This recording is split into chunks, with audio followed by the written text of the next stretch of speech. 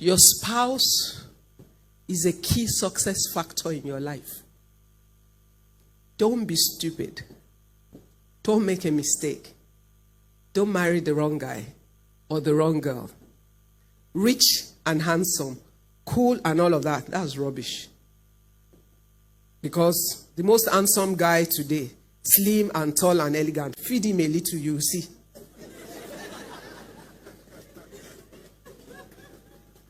So he's nice and slim, the suit sits well on him.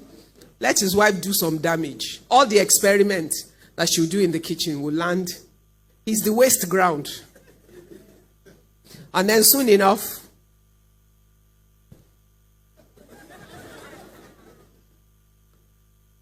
and he's getting into his 30s. You didn't think that you could ever go bald. All of a sudden, we're looking for a wig or toupee to put there.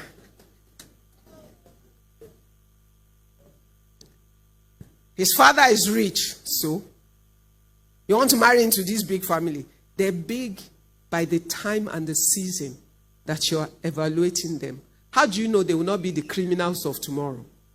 Because by the time EFCC shows up or whatever is his equivalent at a stage, they become the family nobody wants to belong to. But you have married them for the reasons that you thought was there. Oh, the boy's father is rich, so they have a big wedding. They didn't have it for you. They have big, expensive wedding for themselves to impress their friends that they have money. Not you. They're just the excuse for it.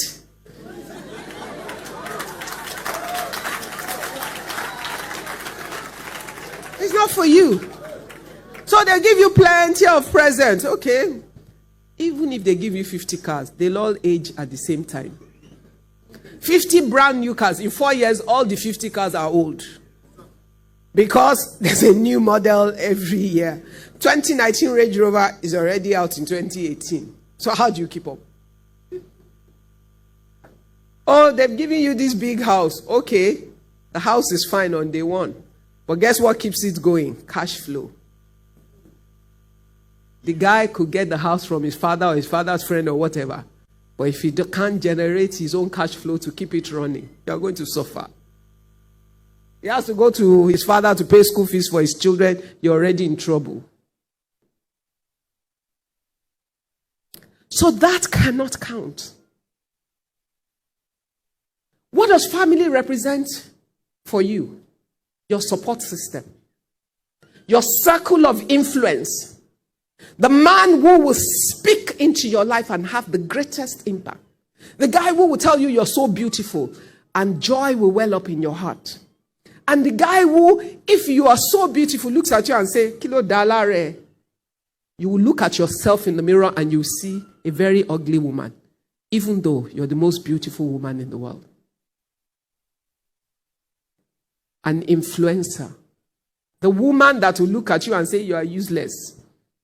And even though you're smart and sharp, when you get outside, that you are useless will ring in your head. You will never feel adequate. You feel inadequate. So don't be stupid. Your spouse or the guy you choose to marry or the girl you choose to marry is not an emotional, I feel like there's fire in my heart. Let the fire die out. Go and drink water.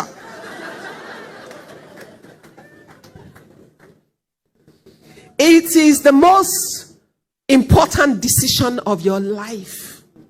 If you marry at 25 and you live till 70, that's 45 years of your life that this person will speak into your life.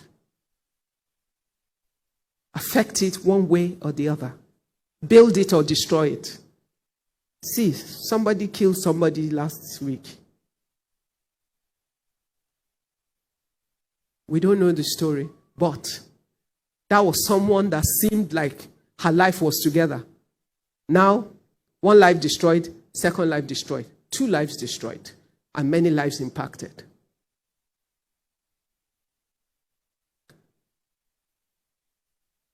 Choosing your partner is a deliberate decision. It's an objective decision. You must know who you are, have a sense Because you will never really know all about who you are. But you'll have a sense of who you are and where you think you're going. If she has ambition to become the MD of First Bank, and she married pastor who wants the wife at the door at 5 o'clock, with dinner ready, everything set on the table, she already married the wrong guy. Why? They will never agree. Because they want two different things. There's nothing wrong with him wanting a wife that will be ready with dinner and everything, or waiting at the door to take his bag and his coat. But he should marry a teacher.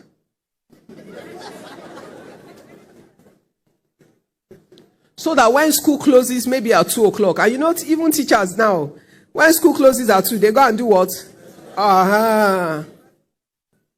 I don't even know which one they will marry now.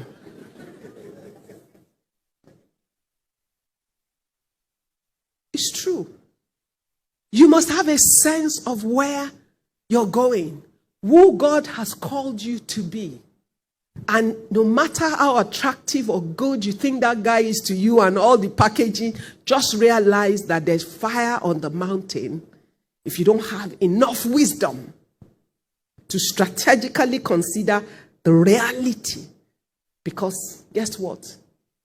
If you marry the right guy, who is your encourager, your support, your strength, he might not have everything on day one. But who are you that knows tomorrow? Which one amongst you can tell where the guy sitting in front of you, where he will be in 2 years' time? God has not given it to you. You can have a sense, which is why you pray. And you also objectively consider. Girls, especially to the girls, we pretend not to see what we see. We create the picture of what we want to see, and we see it when it doesn't exist. We think we're God because we can change this guy to become what we want him to be. How are you God?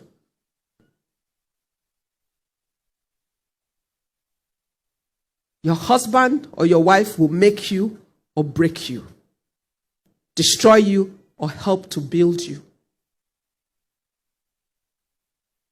It's not an emotional decision. You pray until you're clear about God, but even as you do that, you must be honest about what you see.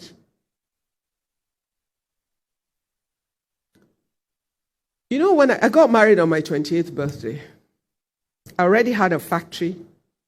I had, I think, 28 men working for me. My husband was a petroleum engineer working in NNPC. To all intents and purposes, it looked like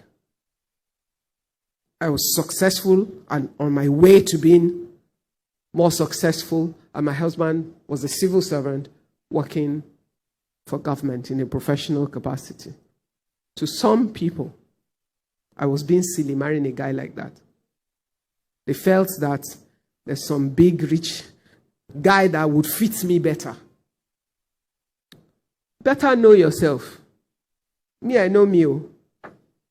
And me, I knew that the only guy that can deal with me, my personal dreams, ambitions, and drive, is a guy who is self-assured, confident, and who loves the me that I am, who loves my ambition,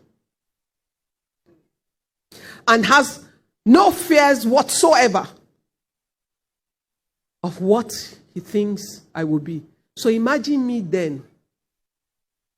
To me now, I've been married for 28 years to the same guy. But the me he married, that they thought was ambitious, driven, too smart for our own good, intimidate boys with my intelligence and all of that. How can he even add that to the me that I am now? But I knew he was the guy who could deal with me. So, I can tell you for sure, my husband can offend me, but he can never offend me. Why? I've forgiven him in advance.